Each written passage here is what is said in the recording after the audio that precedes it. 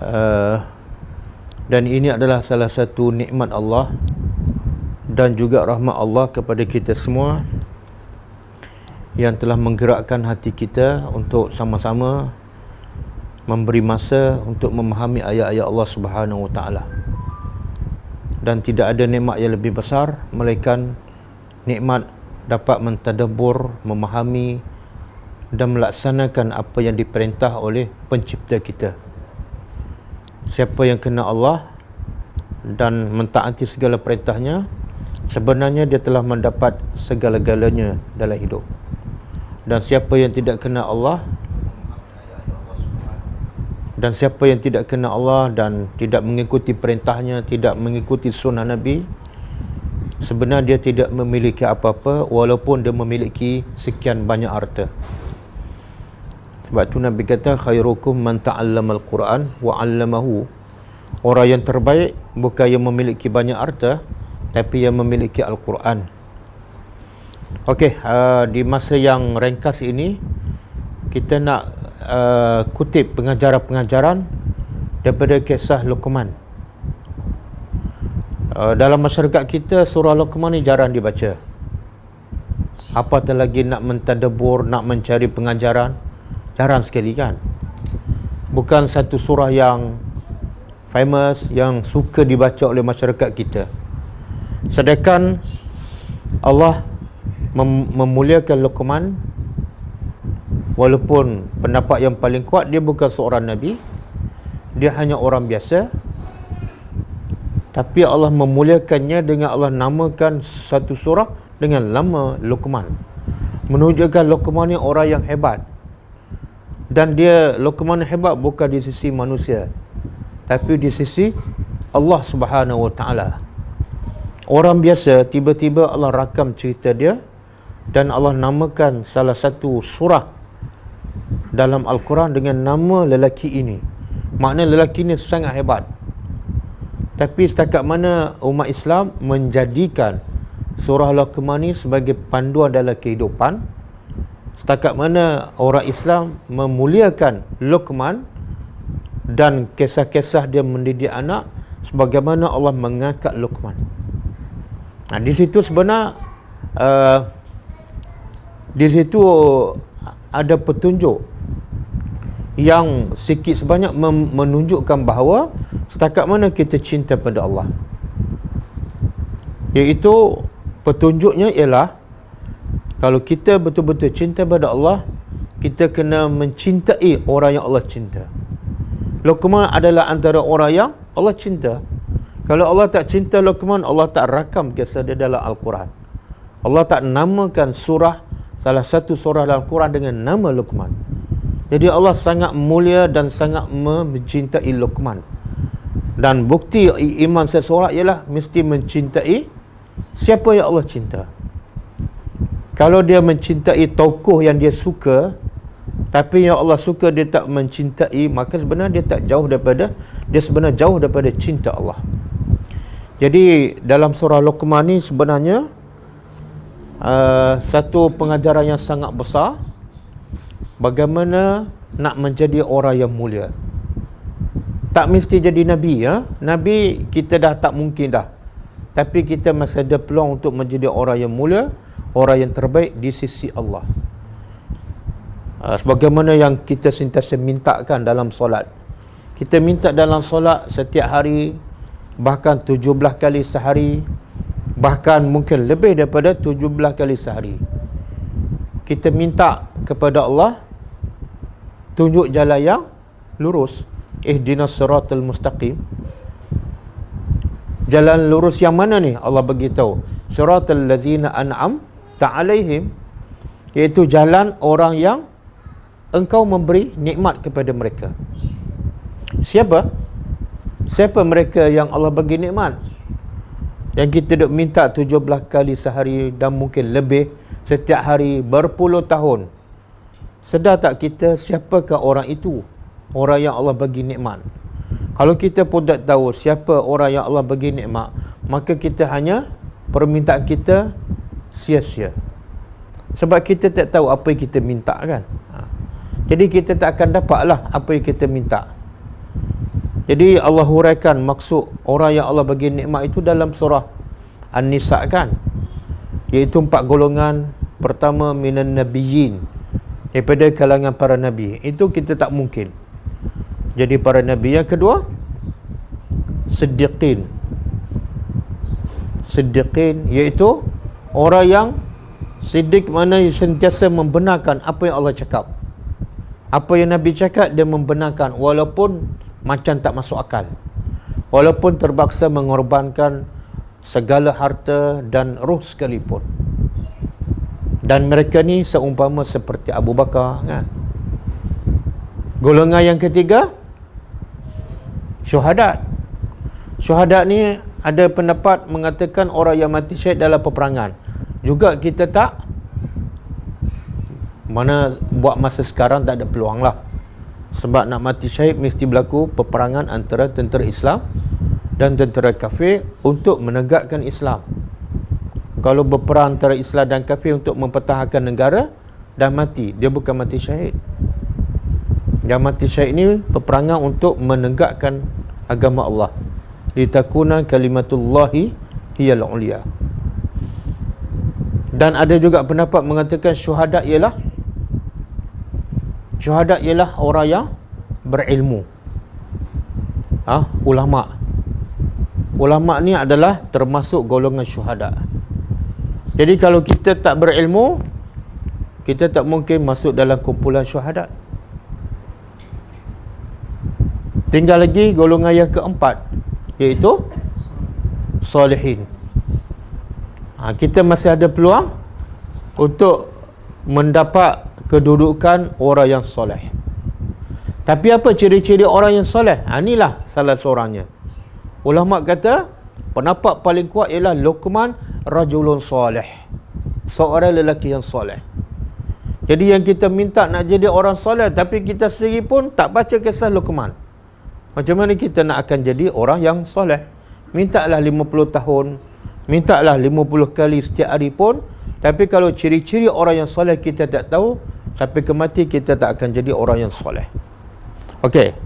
Jadi sekarang apa yang kita minta dalam surah Fatihah, Allah sebut antaranya ialah Luqman. Luqman termasuk kategori orang yang soleh. Jadi kita nak tengok apa ciri-ciri orang yang soleh yang ada pada Luqman, sehingga Allah angkat dia, Allah muliakan, Allah rakam cerita dia dalam Quran. Semua orang Islam membaca, dan Allah namakan surah tu surah dia, surah Luqman. Okey. Pertama, kenapa Luqman menjadi orang yang soleh? Kenapa Luqman menjadi orang yang mulia di sisi Allah? Itu Allah sebut, walaqad ataina Luqmanal hikmah. Sesungguhnya Allah telah memberi kepada Luqman hikmah. Ini asas untuk menjadi orang yang soleh, asas untuk menjadi orang yang mulia di sisi Allah, mesti ada hikmah. Sebab itulah Allah kata dalam ayat lain, wa man yu'til hikmata man yasha. Allah memberi hikmah kepada siapa yang dia nak. Siapa yang Allah nak bagi hikmah, Allah bagi. Tapi lepas tu Allah kata apa? Wa man yu'tal hikmah faqad utiya khairan katsira. Siapa yang diberi hikmah oleh Allah, maka dia telah diberi kebaikan yang banyak. Tengok, kita nak kebaikan yang banyak, tapi kadang-kadang cara salah. Apa dia? Dengan cara apa? Kebanyakan manusia bila nak kebaikan yang banyak, caranya apa? Cari duit banyak, kan? Jaga kesihatan. Tapi sebenarnya Allah nak bagi tahu, kalau kamu nak kebaikan yang banyak, carilah al-hikmah.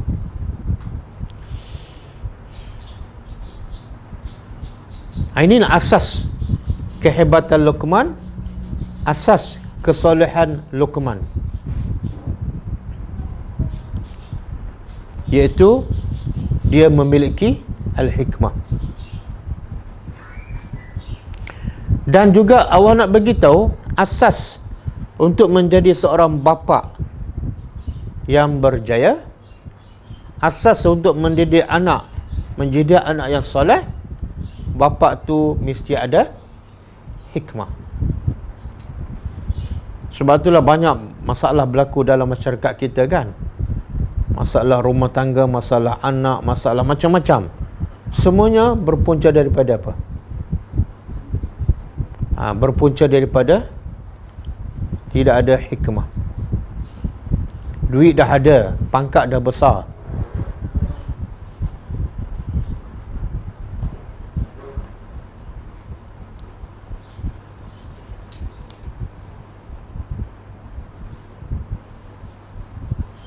duit dah ada, pangkat dah besar, tapi rumah tangga porak-poranda. Yang terbaru, dengar kisah. Apa yang terbaru? Suami cekik isteri kan, ataupun jeruk isteri dia dengan tudung. Siapa tu? Orang Islam. Siapa isteri dia? Profesor Madya, pensyarah Universiti Islam. Dan sebelum ni kita dengar banyak cerita kan, suami sembelah isteri, isteri bakar suami kan, dengar kan banyak.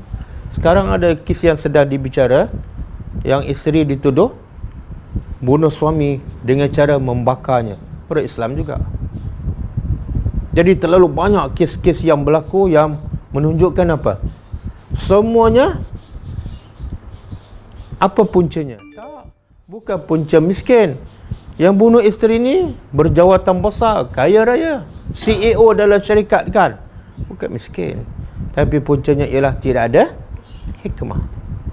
Sebab tu Allah hantar Nabi bukan Nabi yang kaya, tapi Nabi yang berhikmah. Sebab Allah tahu, Allah yang mencipta manusia, Allah tahu nak baiki manusia bukan dengan duit. Nak baiki manusia ialah dengan hikmah, dengan ilmu. Dan sebab tu ayat pertama turun, Nabi miskin kan, Nabi anak yatim. Kemudian ramai tak orang miskin di Mekah? Ramai. Sepatut logiknya ayat pertama turun apa dia?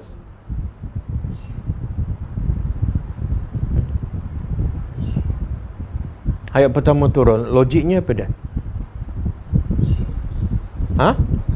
Allah kata famshu fil ardi, berjalan dia di atas muka bumi, wa kulu min rizqillah, carilah rezeki Allah kan, sepatutnya. Sebab itulah dia mentaliti manusia ni, bila dia nak ketua yang macam mana? Allah sebut dalam Quran, dia nak ketua yang macam mana? Okey, tak payah tanya orang lain lah, tanya kita kan. Kita kalau nak pemimpin, wakil rakyat ke, nak wakil rakyat miskin ke, wakil rakyat yang berduit? Reza nak pilih macam mana? Seorang ni, calon YB ni, kaya, jawatan besar, ada syarikat besar. Seorang lagi calon orang beriman tapi miskin. Nak pangkah yang mana? Realitinya kita akan pilih yang kaya lah. Pasal apa? Pasal apa?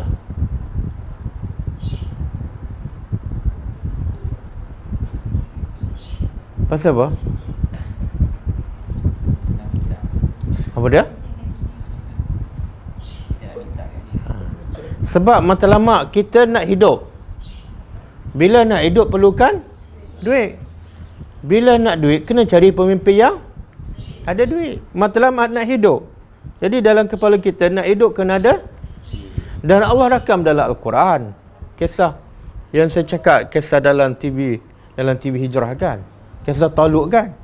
Kan Bani Israel minta kepada Nabi dia supaya diberi pada mereka malik, satu ketua, satu raja untuk memimpin mereka dalam peperangan kan. Dan Nabi tu Nabi ni dia orang yang paling baik lah. Dia dapat tahu dah Bani Israel ni perangannya macam mana. Sebab tu dia tanya, hal asaitum in kutiba alaikumul qital alla tuqatilu. Ni kamu ni kalau diwajibkan berperang ni, ada kemungkinan tak kamu tak nak berperang? Kan? Apa Bani Israel jawab kepada Nabi tu? Dia kata, qalu anna yakunu hadza. Bagaimana kami tak akan berperang? Bagaimana kami tak akan berperang sedangkan waqad ukhrijna, kami telah diusir keluar min diarina, daripada negeri kami, wa abnaina, dan anak-anak kami ditahan. Nampak tak? Jadi apa sebab? Tadi dia kata apa? Kenapa kami tak akan berperang fi sabilillah sedangkan kami telah diusir daripada negeri kami dan anak kami pun ditahan? Nampak tak? Percanggahan. Nampak tak? Tadi dia kata nak berperang pada apa? Pada jalan Allah. Tapi sebab sebenarnya apa dah? Sebab harta, sebab dihalus keluar. Sebab tu Nabi dah boleh agak dah. Itu kehebatan seorang Nabi dan juga pendidik. Pendidik dia boleh baca dah pelajar dia. Minta tapi sebenarnya tak ikhlas. Kemudian bila Nabi dah pilih Talut sebagai ketua mereka, apa pula dia kata? Dia kata apa? Anna yakunu lahu al-mulk alaina wa nahnu ahaqqu minhu bil mulk wa lam yu'ta sa'atan minal mal. Kata Bani Israel pada Nabi ni, macam mana Talut ni boleh jadi ketua kami? Sedangkan kami lebih berhak jadi ketua dalam peperangan. Satu sebab. Dia kata kami lebih berhak. Tadi dia suruh Nabi yang cari. Kenapa dia kata dia lebih berhak? Sebab mentaliti manusia, sama ada Bani Israel ke Bani Melayu ke, dia ketua tu mesti orang yang berketurunan, ada jawatan. Talut ni tak ada nama. Keturunan bukan keturunan ketua. Jadi kalau nak jadi YB mesti anak bekas YB kan, contohlah. Kalau jadi PM mesti anak bekas. Kalau nak jadi menteri orang kampung susah. Satu. Yang kedua dia kata apa? Walam yu'ta sa'atan minal mal. Talut ni tak ada harta. Tengok cara dia berfikir. Jadi macam mana tak ada harta nak memimpin peperangan? Macam mana nak menyelesaikan masalah kami? Sebab cara manusia berfikir, duit adalah menyelesaikan masalah. Kan? Betul kan? Dan kadang-kadang kita pun terkesan duit penyelesaian masalah. Betul kan?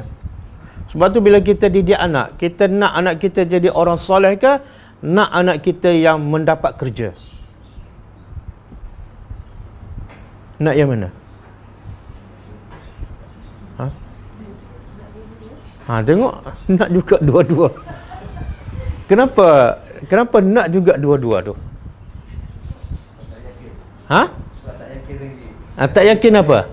Dapat yang satu lagi. Kalau jadi soleh boleh dapat dan dunia juga. Tapi ayat tu kita baca tak? Wa may yattaqillah yaj'al lahu makhraja. Hafal kan? Apa maksud ayat tu?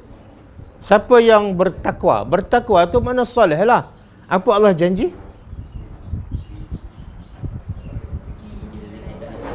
Allah akan bagi padanya makhraj, jalan keluar daripada semua masalah, bukan masalah duit je. Bahkan wa yarzuqhu min haitsulah, Allah akan bagi rezeki yang tak disangka. Boleh faham? Kenapa kita jawab nak juga dua? Sebab kita fikir bila soleh tu miskin. Tak. Bila soleh dia akan diberi rezeki yang tak susah. Susah nak masuk tu. Ayat tu hafal. Penuh kat dinding kan. Kedai mamak pun ada. Tapi tak masuk kat sini.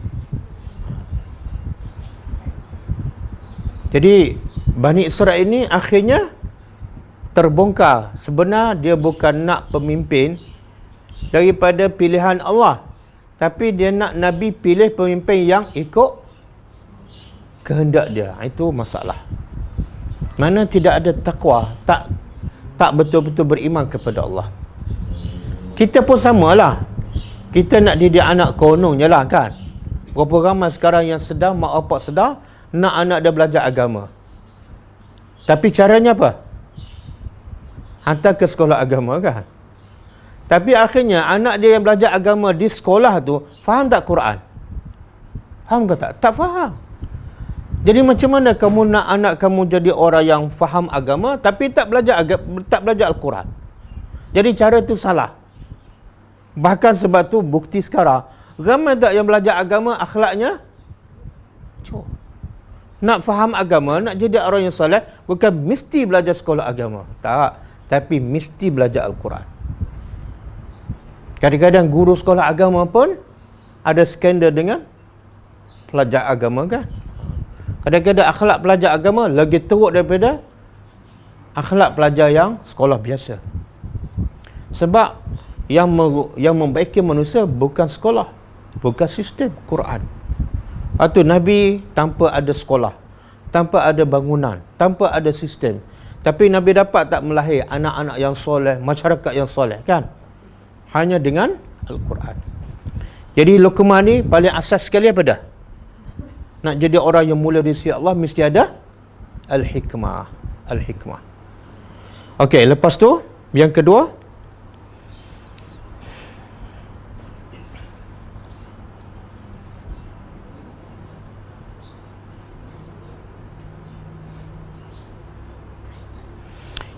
Allah nak bagi tahu untuk melahirkan manusia yang baik, anak yang soleh, pelajar yang baik, masyarakat yang bertakwa.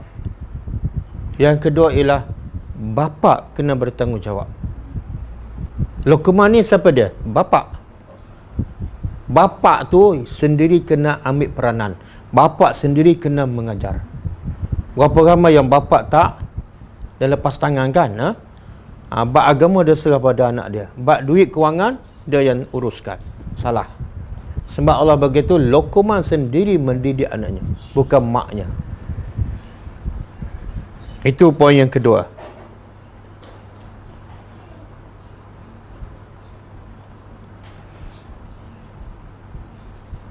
Ataupun kalau bergandengan mak dengan bapa lagi bagus.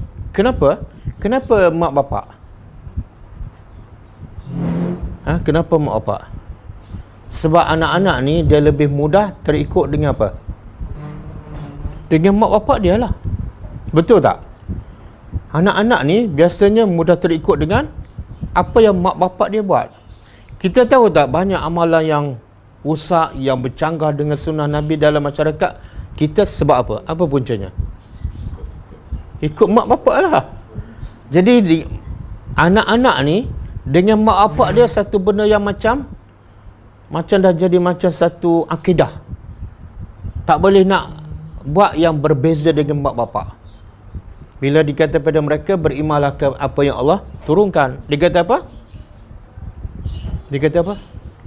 Wajadna alaihi ma aba'ana. Kami buat apa yang mak bapak kami buat. Sebab itulah poin kedua, mak bapak kena main peranan penting. Pandu anak ke jalan yang betul. Pandu anak ikut sunnah yang betul. Mak bapak tu. Sebab apa? Sebab anak sangat mudah terikut dengan mak bapak. Bahkan Nabi sebut dalam satu hadis, kullu mauludin yuladu alal fitrah. Semua anak dilahir dalam keadaan fitrah. Siapa yang akan membentuk, mengubah anak-anak? Pakcik dia ke? Jiran dia ke? Cikgu dia? Mak bapak. Nabi kata fa'abawahu, mak bapak lah yang akan menjadikan anaknya Majusi ke, Nasrani ke, ataupun Yahudi.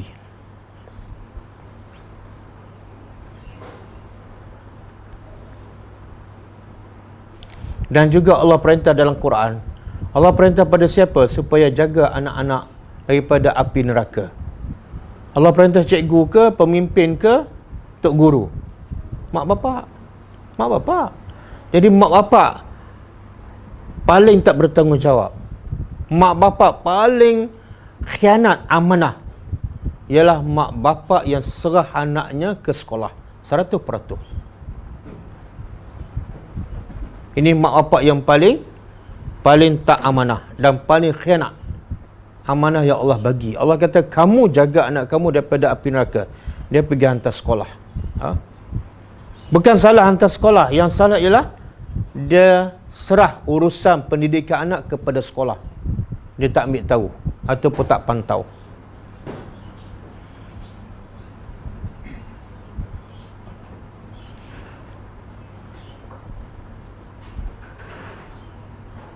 Kata Ibn Abbas, i'malu bi ta'atillah, beramalah dengan mentaati Allah, wattaqu, dan bertakwalah dengan meninggal larangan Allah, dan suruhlah ahli keluarga kamu dengan berzikir mengingati Allah.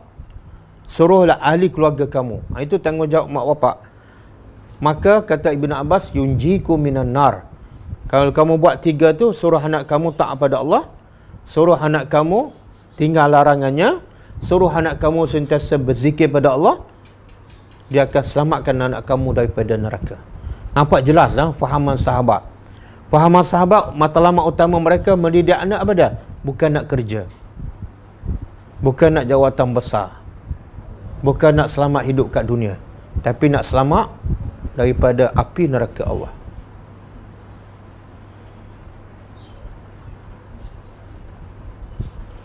Okey.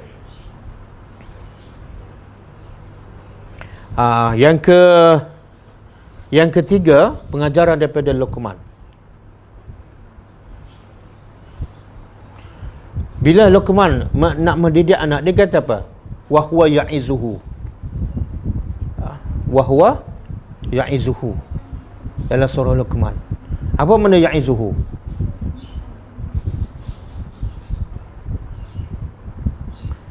Ya'izuhu ni makna mengingati, mendidik. Allah tak kata Luqman ya'murhu, memerintah, ataupun Luqman marah, ataupun Luqman mencela anaknya. Tak. Perkataan ya'izuhu menunjukkan apa? Unsur yang ketiga yang perlu ada pada mak bapak ataupun pemimpin ialah bila mendidik, mestilah dengan cara nasihat yang baik. Dengan nasihat yang baik. Sebab tu lah lepas tu Luqman kata apa pada anaknya? Ya bunayya, wahai.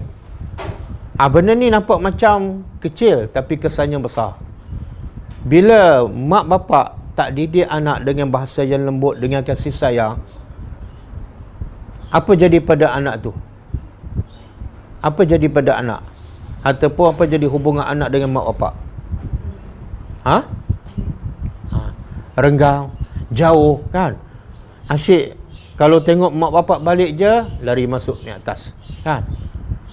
Ataupun kalau balik mak bapak ada, terus naik. Dia rasa macam ada gap kan? Sebab apa? Sebab tidak ada ya'izuhu. Yang ada suruh, marah kan? Pukul. Akhirnya anak tak mesra dengan mak bapak. Ada masalah, dia tak cerita pada mak bapak. Dia cerita pada siapa? Girlfriend dia. Dia rasa perempuan tu lebih sayang pada dia. Sebab apa? Bersedia mendengar masalah dia. Puncanya jangan salah anak, tapi mak bapak. Jadi ya'izu. Sebab itulah banyak lagi cerita dalam Quran. Allah menceritakan Nabi sendiri kan, Nabi Nuh, macam mana dia cakap dengan anaknya yang degil, yang kufur kepada Allah. Dia cakap dengan bahasa kasar, marah ataupun macam mana? Ya bunayya, wahai. Bahasa tu bahasa boleh mengetuk hati, menyentuh hati. Walaupun anak dia kafir. Yalah, kita sendiri kan, anak kita tak kafir pun, tapi kadang-kadang kita susah nak sebut wahai anakku. Susah. Hei, nak mana ni? Tapi kalau jumpa kawan, lama tak jumpa, bahasa slow je.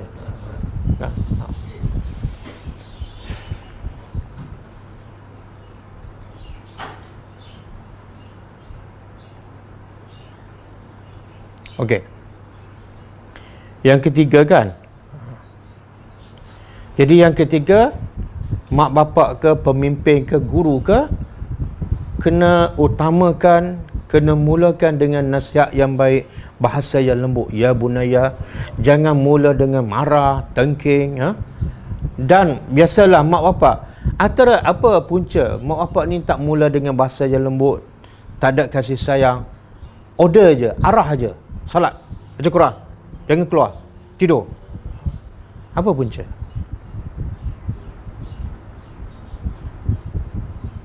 Atau kadang-kadang anak-anak kita kan, bila dapat keluar, habis sekolah, dapat pergi universiti, melompat dia kan. Sebab apa? Seronok. Sebab tak duduk kat rumah, bebas, macam keluar daripada penjara kan. Jadi kenapa mak bapak tak boleh ya'izuhu? Kenapa? Cakap dengan kasih sayang, anak degil pun masih berlembut lagi. Kenapa?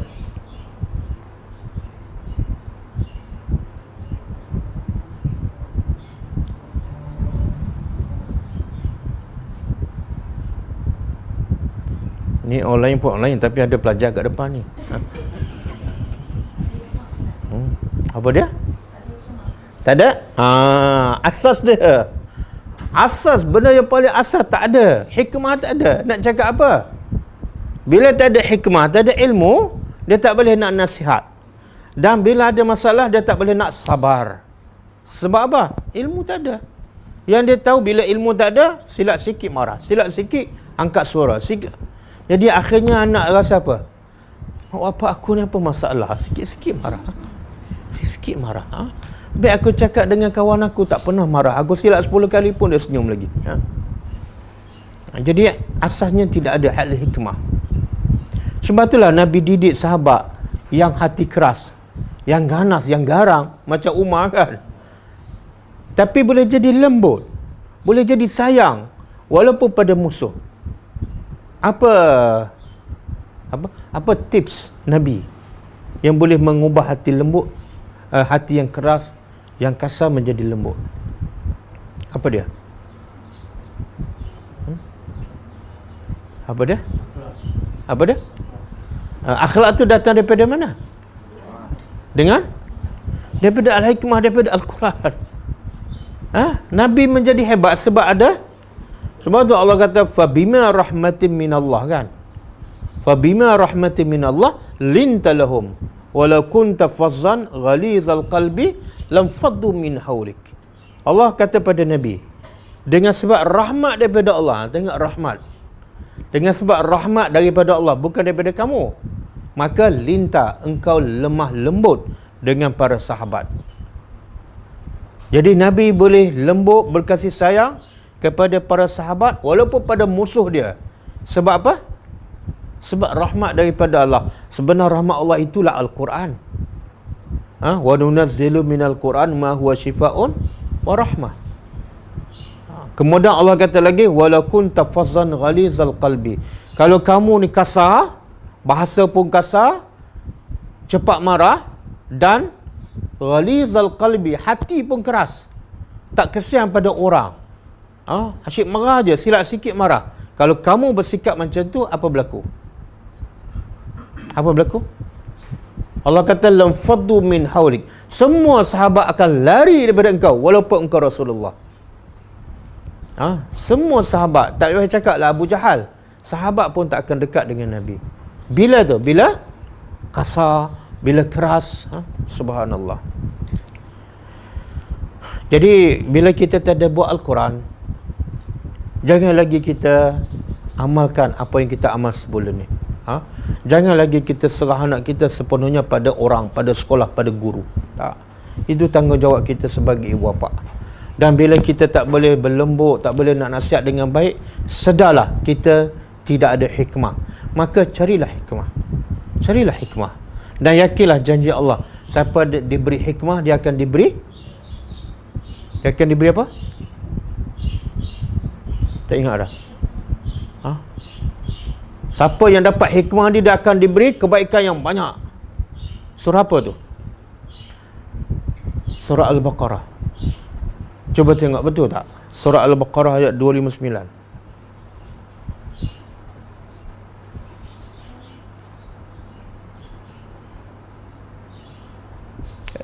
269.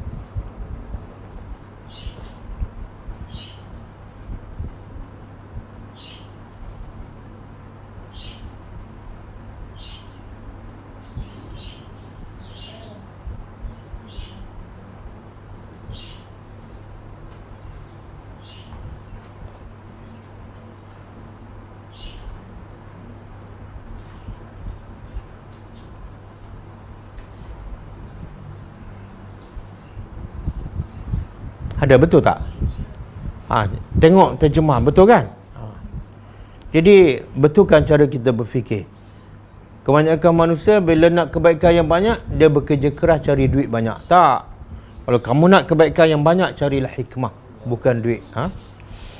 Okey, kemudian juga bahasa yang lembut ni sebenarnya ya bunaya tu Nabi bukan guna untuk anak sahaja.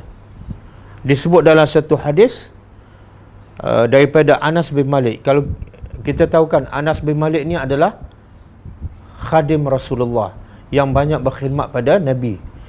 Dia kata aku berkhidmat pada Nabi 10 tahun. Tapi tengok apa gelaran yang Nabi panggil pada pembantu dia ni. Kata Anas bin Malik, qala li Rasulullah SAW, Rasulullah telah memanggil aku ya bunayya, wahai anakku. Pada Anas bukan anak dia pun. Nak beritahu bahasa Nabi cukup lembut, bukan setakat pada anak, tapi kepada pembantu dia. Oh, kita anak pun tak panggil wahai anakku. Kalau nak panggil tukar kebun wahai anakku, lagi pelik kan? Nak panggil pembantu rumah kita wahai anakku, lagi pelik. Okey. Kemudian saya nak sebut secara ringkas apa poin-poin didikan Luqman kepada anaknya. Pertama, asasnya ialah akidah. Asasnya ialah akidah. Apa kata Luqman kepada anaknya? La tusyrik billah. Jangan engkau mensyirikkan Allah. Kenapa tak boleh syirik pada Allah? Semua orang tahu. Ramai orang hafal ayat ni. Sebut je apa nasihat Luqman yang pertama padanya, ramai boleh jawab. La tusyrik billah. Tapi maksudnya apa maksud? Kenapa tak boleh? Kenapa Luqman yang pertama ajar pada anaknya ialah akidah? Bukan membaca kan? Bukan menulis, bukan kenal dunia. Kenapa?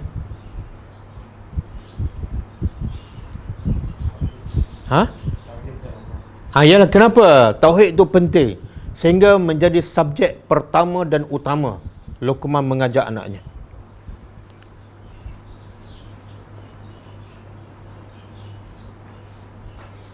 Jawapannya selepas itu, la tusyrik billah inna syirka. Sebab syirik ni satu kezaliman yang sangat besar. Tengok sebab syirik satu kezaliman yang sangat besar. Okey, apa makna kezaliman? Apa makna kezaliman? Makna definisi zalim ni letak sesuatu bukan pada tempatnya. Contohlah, saya ambil kopiah letak kat lutut. Zalim. Sebab bukan tempat dia kan. Kopiah saya letak kat kaki. Zalim. Tapi kezaliman yang paling besar apa dia? Iaitu meletakkan Tuhan bukan pada tempat dia. Tuhan yang patut disembah, yang sepatut ditaati, sepatut diingati sepanjang masa, tiba-tiba dia letak kat tepi. Itu zalim yang paling besar. Kita rasa benda ni macam biasa je, tapi sebenarnya berlaku pada anak-anak kita ni. Berlaku pada anak-anak kita. Nampak dia berjaya dalam pelajaran, tapi dia buat satu kezaliman yang paling besar. Apa dia? Dia letak Tuhan kat mana dalam hidupnya? Tuhannya Allah ni dah jadi nombor 2, betul tak? Itu sebenarnya zalim. Tapi kita tak nampak. Kalau anak kita pakai baju terbalik, kita betul tak? Tegur tak? Ataupun anak kita pakai stokin, dia masuk sarung kat tangan, kita tegur tak dia nak pergi sekolah? Tegur tak? Kita marah tak? Kalau dia degil, besok kita bagi dia pergi sekolah tak? Tak bagi kan? Sebab apa? Memalukan mak bapak kan? Tapi sedar tak kita, tiap-tiap hari dia buat benda yang lagi besar pada tu, kita tak marah, kadang-kadang kita tak rasa apa-apa. Iaitu dia bukan ambil stokin pakai kat tangan, bukan dia ambil songkok letak kat kaki. Tak. Dia tak solat, dia tak baca Quran, dia buka aurat, mana dia buat satu syirik, dan syirik adalah zalim yang sangat besar. Dia letak Tuhan nombor 2, nombor 3 kan.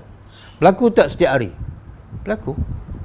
Tapi ramai mak bapak tak tegur dan tak sedar pun bahawa anaknya telah melakukan kezaliman yang paling besar. Bila belajar nak berjaya, bila berjaya nak bekerja, bila bekerja nak duit kan, nak berumah tangga, setakat tu je zalim. Kamu dah jadikan dunia sebagai Tuhan kamu, zalim. Tapi kita yang mendorongnya, kita yang membuka jalan kepadanya. Jadi sebab itulah asas yang paling penting ialah akidah. Ajar anak kita supaya jangan syirik pada Allah. Ajar anak kita nama-nama Allah. Biar mereka betul-betul kenal Allah, sama ada melalui nama-nama dia, melalui tadabbur Al-Quran, melalui mentadabbur cipta-ciptaan Allah. Dan syirik ni sangat besar juga ialah sebab apa? Akidah satu benda yang sangat penting dan paling asas untuk kita ajar pada anak kita kan. Selain pada sebab disebut tadi, juga sebab apa? Iaitu syirik ni walaupun ada sikit, kesannya apa? Semua amalan terdilik, semua amalan terpadam. Allah bagi amaran kepada siapa? Kepada Nabi. Allah sebut dalam Al-Quran, Allah kata, lain asyrakta la yahbatanna amaluka. Kalau engkau mensyirikkan Allah, semua amalan engkau akan sia-sia walaupun engkau Nabi. Sebab itulah Luqman mengajak akidah, jangan mensyirikkan Allah yang pertama. Sebab bila syirik je, hidup bukan kerana Allah, anak kita berjaya macam mana pun, semua amalannya sia-sia. Dan orang kata syirik ni macam kita tulis buku beribu-ribu muka surat, berpuluh-puluh tahun, kemudian kita tekan kat komputer, tekan delete. Apa jadi dengan tulisan kita? Tekan delete tu, syirik lah tu, menyebabkan semua amalan kita terbatal.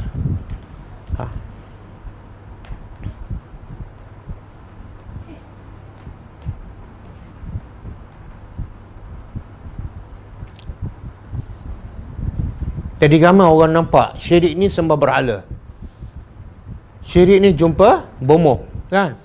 Tak mestinya. Syirik ialah buat apa saja bukan kerana Allah, syirik lah. Belajar buat apa? Nak dunia, tak ada langsung kerana Allah, syirik lah tu. Bekerja kerana apa? Nak hidup senang, syirik lah tu. Kita hamba Allah, apa saja kita buat mesti kerana Allah. Bekerja kerana apa? Kerana nak cari makan, sebab Allah suruh cari rezeki yang halal. Cari rezeki kenapa? Sebab nak bagi makan pada anak isteri, sebab Allah perintah, itu adalah tanggungjawab saya. Mesti kaitkan dengan Allah.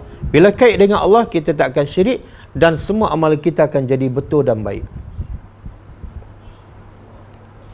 Dalam satu hadis kata daripada Abdullah bin Mas'ud, dia kata, qultu ya Rasulullah, aku berkata pada Rasulullah, wahai Rasulullah, ayu zambin a'zam, dosa apa yang paling besar? Maka kata Nabi, antaja'ala lillahi niddan wa huwa khalaqaka. Dosa yang paling besar ialah engkau menjadikan Allah ada sekutu, sedangkan Allah yang cipta kamu. Kan?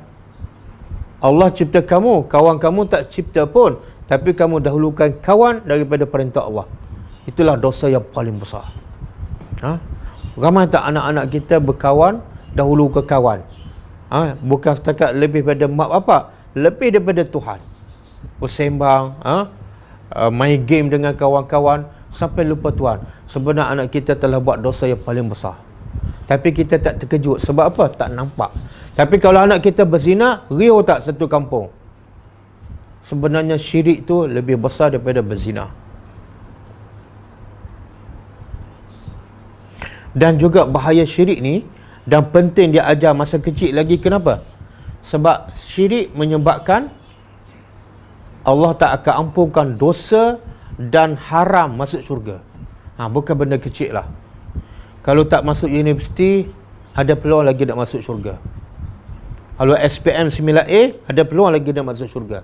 Tapi kalau masuk universiti, jawatan besar, semua cemerlang, ada syirik sikit je, haram masuk syurga.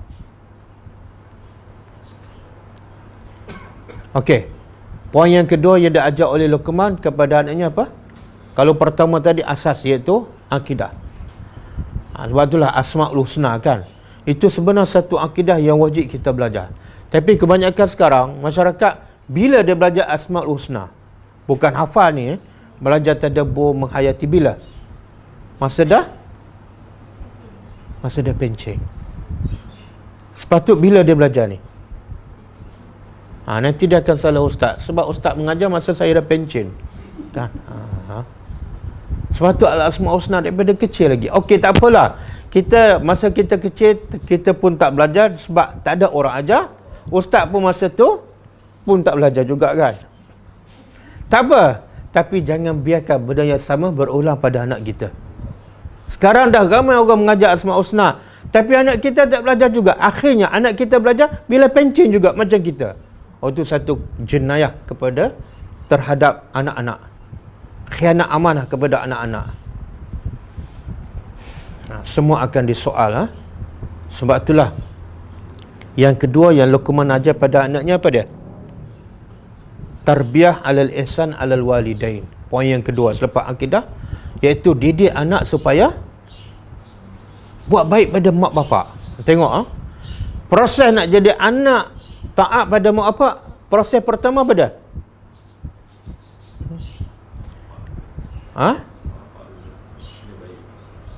Tak, proses nak suruh anak buat baik pada mak bapak tu.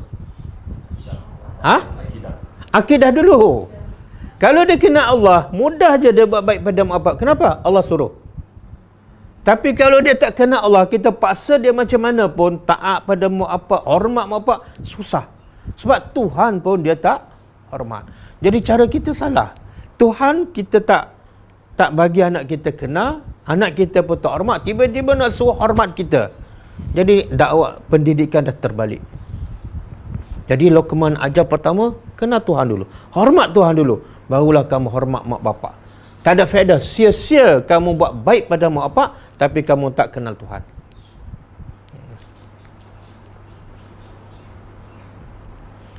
Kenapa mak bapak selepas Tuhan? Kenapa mak bapak selepas Tuhan?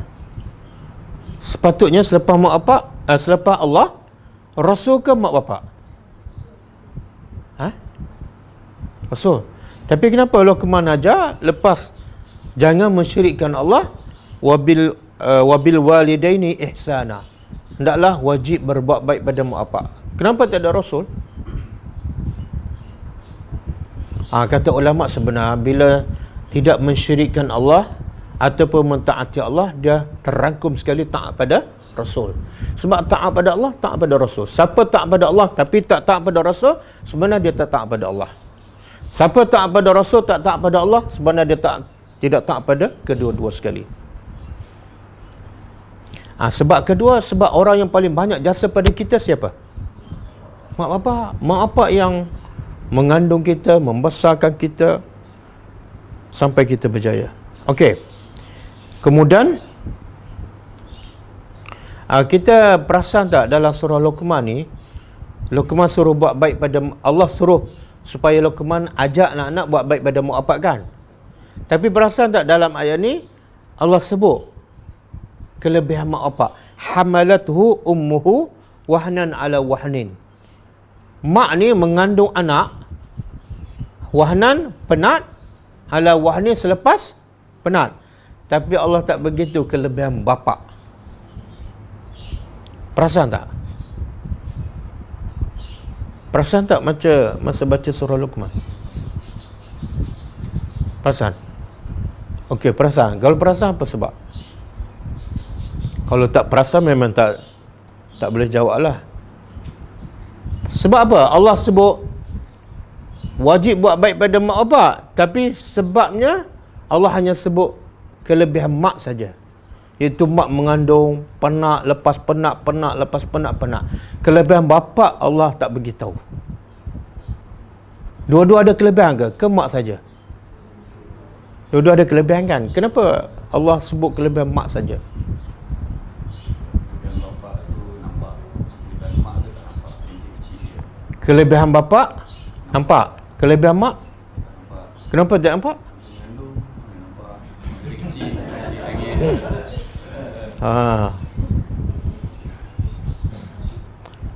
Saya tak tahulah tembak ke tu, tapi memang betul. Jawapan memang tepat. Tengok bijaknya Allah Subhanahu Wa Taala. Benda yang orang dah tahu Allah tak sebut dah. Sebab anak ni mudah je ucap terima kasih pada bapa. Sebab apa? Bila minta duit bapa bagikan. Masa tu nampak. Tapi kelebihan mak yang paling besar masa mengandung, anak tak tahu dia duduk dalam kandungan. Dan masa melahirkan, anak tak tahu bagaimana periknya anak ibu mengandung. Kemudian anak dibesarkan oleh ibu merangkak. Masa tu dia pun budak, tak matang lagi, tak tahu. Jadi dia tak nampak kesusahan, keperitan mak. Maka Allah sebut secara khusus. Bapa bagi telefon, nampak tak? Mak ni tak bagi-bagi apa pun. Jadi Allah nak kita meraihkan khususnya ibu. Sebab apa? Penderitaannya lagi besar walaupun kamu tak nampak. Jadi Allah sebut. Okey, kemudian yang ketiga, apa yang dididik oleh Luqman kepada anaknya, iaitu pilih sahabat yang baik. Tengok proses pendidikan. Pilih sahabat yang baik. Ayat mana ni? Ayat 15. Allah kata wattabi' sabila man anaba ilayya. Luqman kata pada anaknya, ikutlah sabil, jalan man anaba ilayya, orang yang dekat kepada aku. Makna apa tu? Luqman bagi tahu padanya, kalau nak pilih kawan, pilih orang yang bertakwa kepada Allah. Tengok, itu pun unsur pendidikan tu. Kita kena ajar anak kita selepas faham akidah, kenal Allah dan buat baik pada mak bapak. Yang ketiga, ajar dia supaya pilih kawan-kawan yang mana ni? Yang kenal Allah, yang bertakwa pada Allah. Sebab Allah tahu budak baik macam mana kalau berkawan dengan budak jahat, akhirnya sikit sebanyak ada tempias. Nabi pun sebutkan, berkawan dengan orang jahat ni macam duduk tepi apa? Tukang besi kan. Dia tak beli pun besi, tapi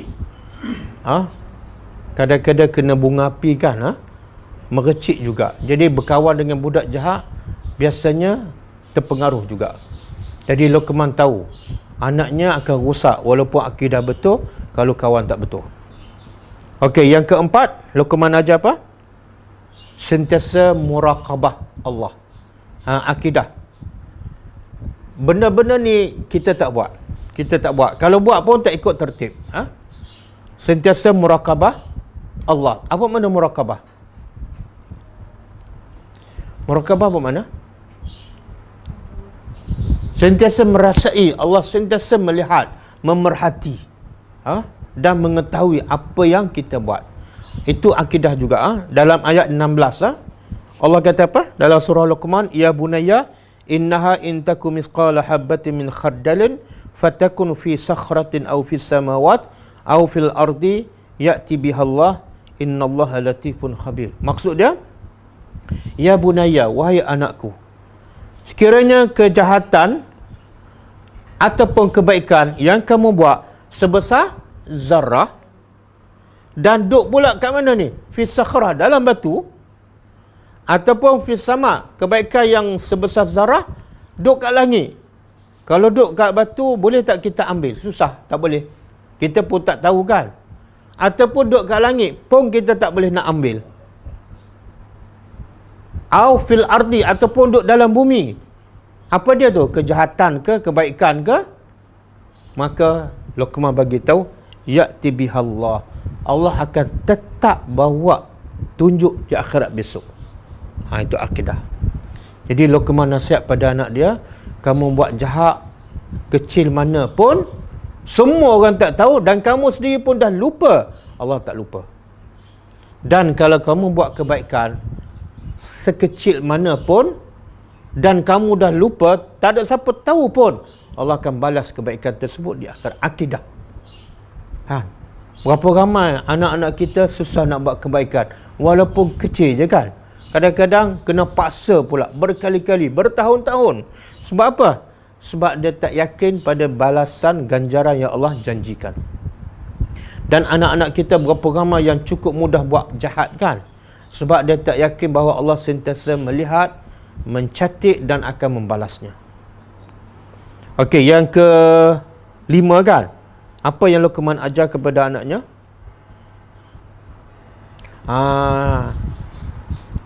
Luqman wasiat buat benda yang wajib. Amalan. Yang wajib apa dah? Solat. Baru solat. Makna apa? Proses nak solat tu berapa benda? Akidah, buat baik pada mak bapak, kepada muraqabah, barulah solat. Mana solat datang bila ni? Setelah anak tu betul-betul kenal Allah, dah rasa takut pada Allah, rasa Allah sentiasa memerhati dan sentiasa buat baik pada mak bapak. Oh, masa tu anak mudah solat. Tak payah kejut, tak payah suruh. Anak masa tu mungkin lebih awal solat daripada kita. Tapi sekarang anak-anak kita sampai bila kena kejut solat? Sampai umur 7 tahun ke sampai umur 47 tahun? Kadang-kadang bukan setakat kejut anak, menantu sekali. Kan anak dan menantu dikejutkan lagi oleh mak bapak. Sebab apa? Sebab tak ada akidah. Kan? Hidup untuk dunia. Okey, dan Allah puji seorang Nabi, suruh solat ni. Saya nak tekankan, suruh anak solat satu wajib. Bukan benda sunat. Makna apa wajib? Kalau tak suruh, berdosa. Satu. Yang kedua, suruh anak solat adalah satu ibadat yang paling mulia. Antara ibadat yang paling mulia. Apa bukti? Allah memuji Nabi Ismail AS. Allah puji Nabi Ismail AS dalam Al-Quran. Tahu tak apa yang dipuji oleh Allah? Apa yang dibuat oleh Ismail sampai Allah puji? Siapa tahu? Surah anak solat. Dalam surah apa? Ayat apa?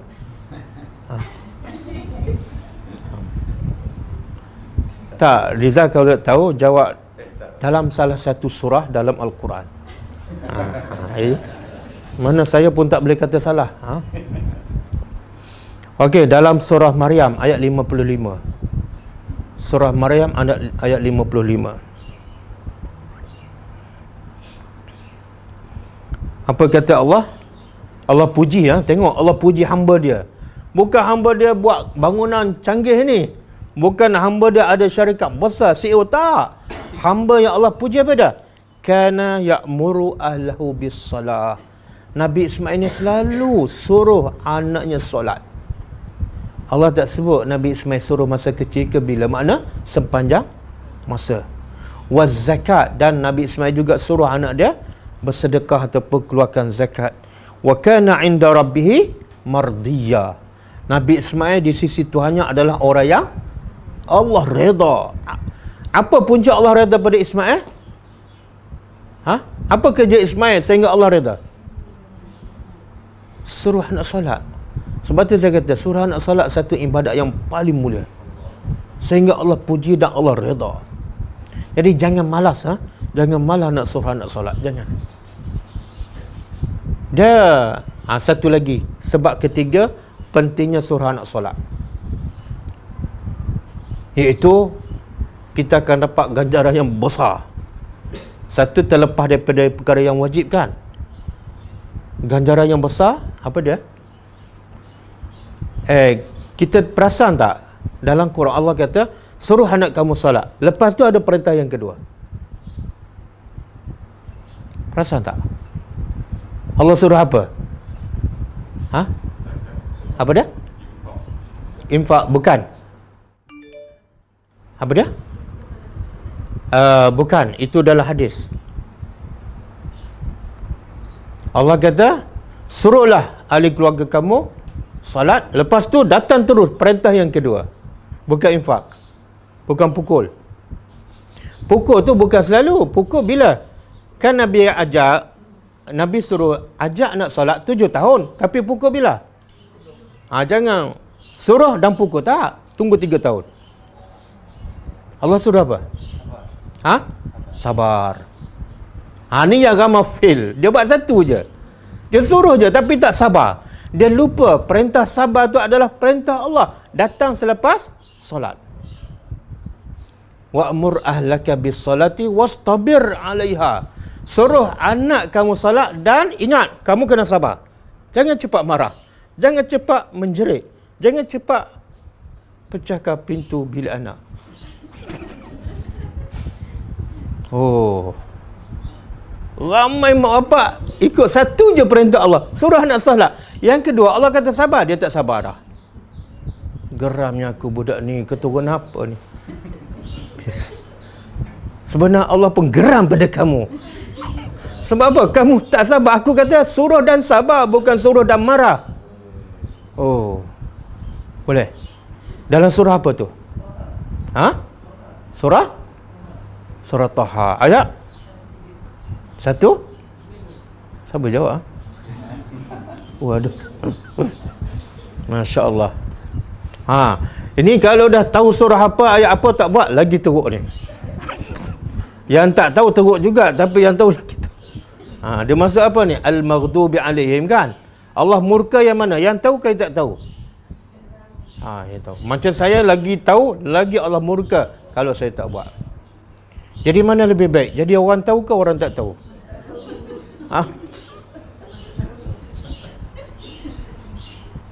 Kalau cerdik, jadilah orang tahu. Surah Taha ayat 132. 132. Okey. Yang ke berapa? Yang ke-6. Yang ke-6, Luqman surah apa pada anaknya?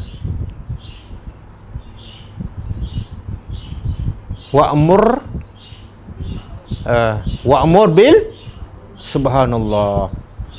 Ni ramai mak bapak tak buat juga. Apa dah? Didik anak supaya suruh orang buat baik.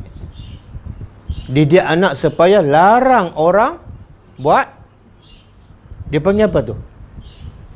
Dia panggil apa? Suruh orang buat baik dan larang orang buat jahat. Dia panggil apa? Dia panggil berdakwah. Sebenarnya subjek berdakwah ni subjek yang wajib dia ambil oleh anak dan wajib dia ajar oleh mak bapak. Tapi sekarang bila dia belajar subjek dakwah, bila dia masuk Universiti Islam, fakulti dakwah. Kenapa tak berdakwah? Saya fakulti Quran dan Sunnah. Ya Allah. Tengok punyalah jahil surah Luqman kan. Sebenarnya kewajipan mak bapak bagi subjek dakwah pada anak. Sebab itulah bila tak buat kerja dakwah, dah salat dah puasa dah, tapi tak buat kerja dakwah, apa jadi? Berdosa ke ataupun makruh je? Dosa kecil ke dosa besar? Dosa kecil ke dosa besar? Kalau dosa kecil apa dalilnya? Kalau dosa besar ayat apa? Dalam Quran. Pandai. Walaupun menunjukkan tak tahu. Subhanallah, dalam surah Al-Ma'idah kan, Allah kata lu'inal ladzina kafaru, dilaknat Bani Israel. Bani Israel yang mulia ada Quran tapi akhirnya dilaknat. Sebab apa? Kanu la yatanahawna am munkari fa'alu. Mereka tidak mencegah kemungkaran. Dia tak buat subjek dakwah. Boleh. Dan kita tahu tak manusia yang berjaya, ciri-ciri orang beriman yang berjaya? Tahu? Boleh siapa sebut? Kalau tak boleh sebut ciri-ciri pun sebut ayat aja. Kuat sikit panjang sangat tu. Saya nak yang ringkas, yang pendek je.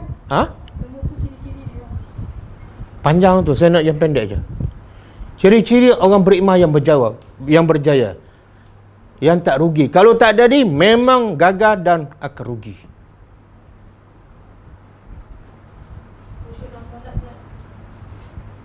Panjang tu. Tak, surah lazim je. Surah lazim. Biasa saya tanya pelajar, biasa surah lazim je.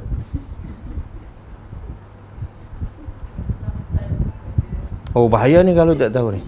Sebab dia surah lazim. Wal asri. Demi masa. Innal insana lafi. Semua manusia rugi kecuali dia buat 4 benda. Pertama, beriman kepada Allah. Yang kedua, beramal soleh. Yang ketiga, itulah dakwah tu. Wa tawasau bil haq, itulah dakwah. Itu yang Luqman suruh anak dia tu. Kita selalu baca surah Wal Asri bukan sebab faham, tapi sebab pendek. Tapi sebenarnya Allah nak begitu, sehingga Imam Syafi'i kata apa? Apa kata Imam Syafi'i tentang surah Wal Asri? Tengok orang yang faqih, orang yang faham. Dia kata apa? Kata Imam Syafi'i, kalau manusia faham apa yang dalam surah Wal Asri, cukup dengan surah tu, tak payah surah lain, dia akan jadi orang yang hebat. Oh, tengok noh, dengan satu surah. Kenapa? Sebab Allah kata semua gagal, semua rugi, kecuali yang buat 4 benda. Salah satunya wa tawasau bil haq. Kita, anak kita langsung tak berpesan dengan kebenaran. Kadang-kadang buang masa bersembah kosong. Kita pula tak tegur anak kita. Kita pun belum tentu berjaya, anak kita pun belum tentu berjaya. Okey, kemudian yang ke berapa dah? Yang ke-7 kan? Suruh benda yang wajib, ada satu solat. Yang kedua, berdakwah. Yang ketiga, wasbir ala ma asaba. Luqman tahu dah, bila kamu buat kerja dakwah, kamu suruh orang buat benda baik, siapa suka? Kan? Siapa suka? Kamu larang orang buat benda mungkar, siapa suka? Semua orang tak suka kan? Maka ketika itu sabar. Jadi didik anak kita sabar. Tapi ingat, sabar kerana apa? Luqman suruh anak dia sabar kerana apa? Kita kadang-kadang suruh juga anak kita sabarlah. Ada satu subjek lagi kan? Kita kata anak kita sabarlah, ada setahun lagi, lepas ni relax lah kan? Tak, Luqman suruh anak dia sabar kerana apa? Kerana setelah berdakwah orang maki kamu, sabar. Bila kamu sampaikan dakwah orang pulau kamu, sabar. Jadi beza tak sabar yang Luqman suruh dengan sabar yang kita suruh? Beza. Kita suruh anak kita sabar lebih kepada untuk dunia. Luqman suruh anak sabar lebih kepada untuk melaksanakan perintah Allah, untuk menyelamatkan orang. Beza tak? Beza. Dan yang ke berapa? Yang ke-8, Luqman suruh apa? Akhlak. Akhlak kamu kena jaga.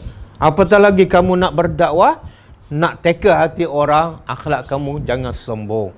Luqman kata apa? Wala tusair khaddaka linnas. Jangan kamu palingkan muka kamu daripada orang. Bila bercakap, tengok muka orang. Bila orang bercakap dengan kamu, tengok muka dia. Jangan paling macam ni. Jangan sombong. Akhlak. Kan? Anak kita bukan cakap dengan orang lain berpaling muka, cakap dengan kita kan? Sambil-sambil naik tangga. Kenapa balik lambat? Kan? Tengok pun tak terus jalan. Ya Allah, macam mana nak jadi pendakwah dengan mak pun dah fail kan? Ya Allah. Tapi kadang-kadang kita pun ada juga kan, cakap dengan orang tak tengok muka. Ada kan? Dengan siapa tu? Dengan suami ketika marah kan? Abang nak apa ni? Tapi anak kita tengok, dia kata mak pun sama juga, cakap dengan abah tak tengok muka, lepas tu nak suruh saya tengok muka mak. Jadi sebab itulah yang paling penting, mak bapak bagi contoh. Jangan tunjuk benda yang tak baik depan anak. Okey, akhlak, akhlak yang baik. Termasuklah jangan cakap sombong kan. Kadang-kadang anak kita sombong dengan orang sebab apa? Sombong dengan kawan-kawan sebab apa? Tambah-tambah kalau anak kita cemerlang, dia sombong dengan orang yang kawan-kawan yang gagal. Jadi sebab apa dia sombong? Sebab dia berjaya. Sebab apa dia berjaya? Sebab kita yang dorongkan. Jadi yang menjadikan anak kita sombong dengan kawan-kawan siapa? Kadang-kadang kita juga. Kita yang mendidik. Sebab tu Nabi sebut dalam satu hadis kan, la tahqiranna minal ma'rufi syai'an walau an talqa akhaka biwajhin talik. Jangan kamu memandang remeh pada kebaikan. Luqman pesan apa pada anak dia tadi? Jangan berpaling. Nampak kecil je, simple je. Tapi kenapa benda tu sebenarnya besar? Kenapa? Sebab bila berpaling, kita dah sombong. Bila dah sombong, apa kesannya? Bila ada sombong, kan Nabi dah bagi amaran, kalau ada sombong walaupun sebesar zarah, kesannya apa? Apa kesannya? Haram masuk syurga. Berapa ramai anak-anak yang sombong dengan kawan-kawan kan? Jumpa orang miskin pun sombong. Maka takut-takut anak kita diharamkan masuk syurga. Wali'azubillah. Dan Nabi kata apa tadi? Jangan kamu pandang remeh pada kebaikan. Walaupun kamu jumpa kawan kamu dengan muka yang jangan pandang remeh. Senyum pada orang. Kenapa? Senyum pada orang tu boleh menjadikan dia sayang pada kita dan kita pun mudah untuk berdakwah kepadanya. Senyumlah. Macam slogan kita kat belakang baju tu. Senyumlah. Senyum dan beri salam. Kenapa? Kita adalah bersaudara. Okey, yang terakhir.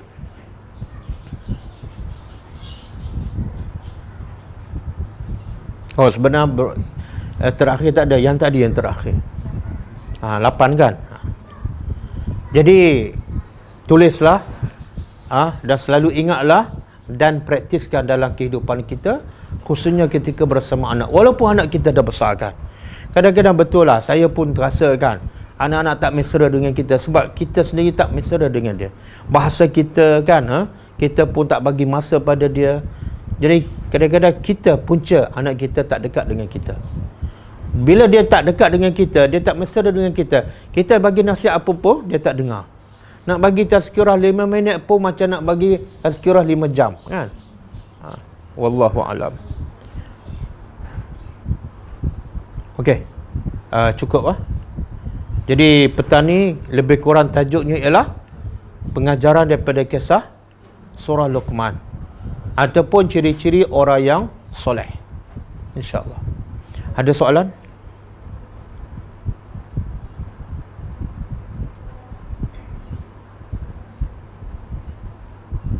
Tak ada?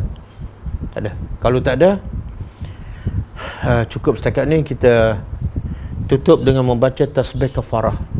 Subhanakallah. Besok kita jemput siapa yang hadir ni, tapi tak boleh pergi yang hadir je lah, jangan begitu kawan-kawan sebab tempat terhad. Besok kita ada perjumpaan dengan pelajar di Glogol. Surau apa? Surau Bukit Glogol. Dan kita akan ada seorang pelajar saya, dia akan tunjuk teknik mengajar tajwid, tadabbur dan hafazan sekaligus. Dan dia pun dah ada pelajar dia lebih kurang hampir 200 orang yang dia berjaya menjadikan pelajar tu faham Al-Quran, baca Quran dengan betul dan juga dapat menghafalnya. Okey. Pukul 10.